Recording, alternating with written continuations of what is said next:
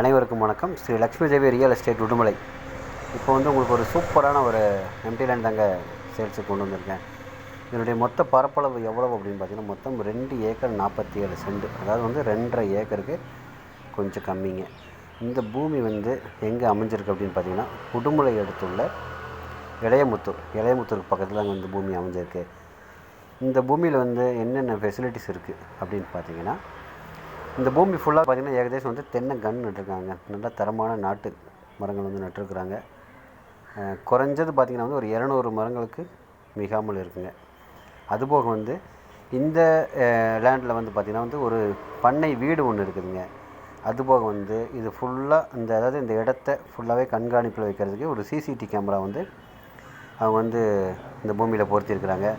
அதுபோக வந்து தனி கிணறுங்க. அது 70 அடியிலே வந்து தண்ணி மேலே வந்தனால வந்து தனி கிணறு ஒன்று நல்ல வாட்டர் சோர்ஸோடு இருக்குதுங்க.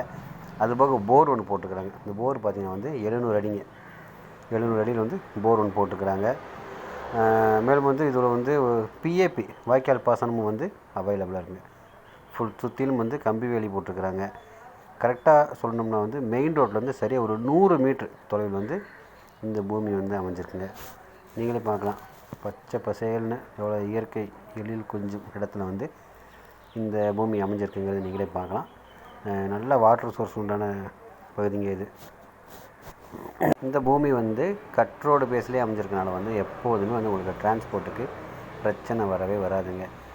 ஸோ இறுதியாக வந்து இந்த பூமியினுடைய விலை எவ்வளோ அப்படின்னு பார்த்திங்கன்னா, இந்த 2.47 சென்ட், அதாவது வந்து 2.5 ஏக்கருக்கு கொஞ்சம் கம்மி. மொத்தமாக அவங்க கேட்கக்கூடிய விலை எவ்வளோன்னு பார்த்திங்கன்னா 1,50,00,000 கேட்குறாங்க.